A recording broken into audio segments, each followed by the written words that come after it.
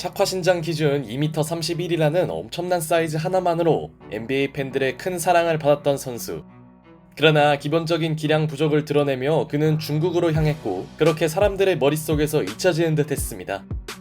하지만 이번 서머리그에서 그가 다시 모습을 드러냈는데요. 바로 한때 컬트적인 인기를 얻었던 얼러키 웬반야마 타코폴입니다. 어린 시절부터 무지막지한 키 하나로 주목받았던 폴은 센트럴 플로리다 대학에 입학, 수비형 센터의 입지를 다집니다.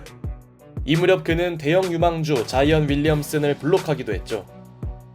다만 이때부터 그의 느린 발과 부족한 득점력은 지적받았고 타코폴은 2019 NBA 드래프트에서 낙방의 고배를 마시게 되죠.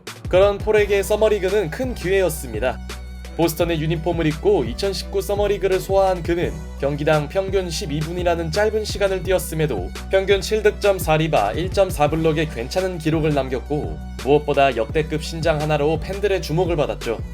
이때의 활약을 바탕으로 그는 보스턴과 10일 계약을 맺었고 이후 투웨이 계약으로 전환되면서 타코폴은 NBA에 정식 입성합니다. 어찌 보면 그 또한 서머리그의 수혜를 받은 셈이네요.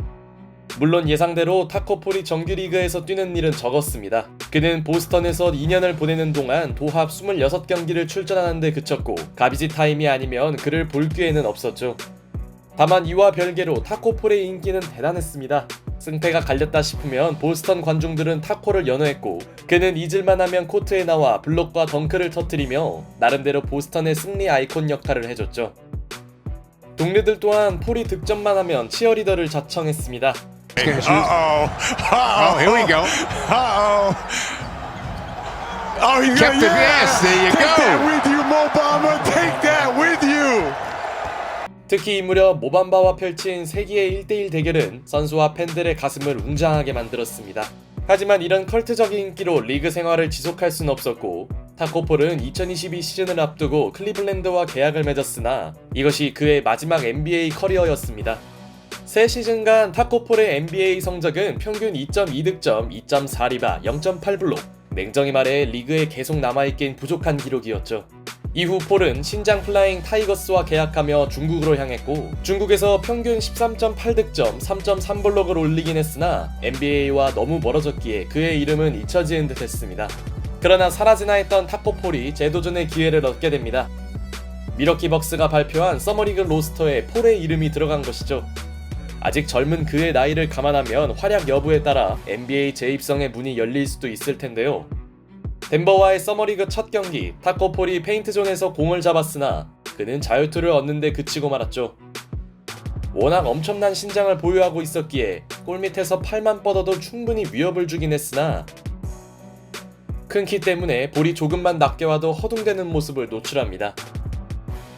이후 타코폴은 공격에선 스크리너 역할만 맡았고 어쩌다 자리를 잡아도 패스를 받지 못했으며 수비에서도 느린 발을 노출하며 존재감을 보이지 못합니다. 그나마 얼떨결에 볼을 잡아도 바로 메이드 시키지 못했고 결국 폴은 경기 시작 5분 만에 벤치로 들어갑니다. 2쿼터에 투입된 폴은 비록 파울을 저지르긴 했으나 초대형 사이즈에 안 어울리는 손질을 선보이기도 했죠. 물론 동료들과 호흡이 맞지 않으며 실책에 지분을 보탰으나 골밑에 있는 것만으로도 상대의 야투 시도를 억제시켰고 자신의 반경 안으로 볼이 떨어지면 확실한 리바 사수를 과시했죠. 그러나 그의 첫 경기 활약은 여기까지였습니다. 타코폴은 2쿼터 중반 덩크를 터뜨리며 첫 야투를 올리나 했지만 이 장면은 트래블링으로 선언되었고 그는 간신히 주어진 공격 기회마저 턴오버로 날리고 맙니다. 타코폴의 덴버전 기록은 16분 출전 4득점 6리바, 뭔가 보여줬다고 하기엔 민망한 스탯이었죠. 매우 실망스러운 첫 경기를 뒤로한 채 타코폴은 피닉스와의 두 번째 경기에 나섭니다. 폭풍 같은 공격 리바 정립이 골텐딩으로 선언되며 민망하지만 서머리그 첫 야투를 올린 폴은 직전 경기에 비해서 훨씬 좋은 몸놀림을 보여줬습니다. 자신의 가장 큰 무기인 블록을 시원하게 성공시킨 그는 비록 파울 관리가 되지 않으며 전반을 마무리했으나 골스에서 잠시 뛰었던 니코매니언의 패스를 덩크로 연결시키며 기분 좋게 후반을 시작했고 이번엔 상대의 변칙 스텝 레이업을 가볍게 블록합니다. 아주 높이 뛴 것도 아닌 듯한데 놀라운 장면이네요. 이후 니코매니언과의 투맨 게임을 덩크로 마무리하는 타코폴.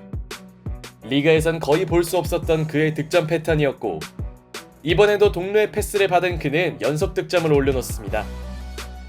전봇대 갔던 지난 경기보다는 한결 나아진 퍼포먼스였고 그는 공격 리바에 이은 투팩 득점까지 추가하며 경기를 마무리 짓습니다.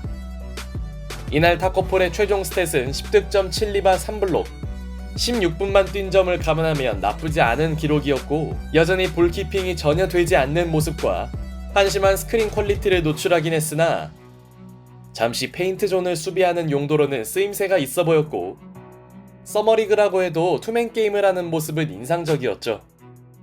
문제는 이 정도 활약을 꾸준히 할 수 있냐는 것. NBA 재입성을 위해서는 기복 없는 플레이가 필요했으나 오늘 있었던 브루클린전에서 그의 존재감은 미미했습니다. 현지 날짜로 화요일이었기에 중계진들은 타코 투즈데이 드립을 쳤지만 막상 그는 선발이 아닌 벤치에서 출전했고 충분히 해결할 수 있는 찬스에서 자유투를 얻는 데 그칩니다. 이후 그는 볼을 놓칠 뻔한 위기를 면하며 덩크를 터뜨렸고 이것은 오늘 타코폴이 보여준 유일한 야투 장면이었죠. 그는 단 6분을 출전하며 4득점 1블록을 기록했습니다. 아무래도 잔여 서머리그 경기 활약이 있지 않다면 그의 NBA 재입성은 어려워 보이는데요. 개인적으로는 타코폴과 빅터 웬반야마의 대결을 보고 싶습니다.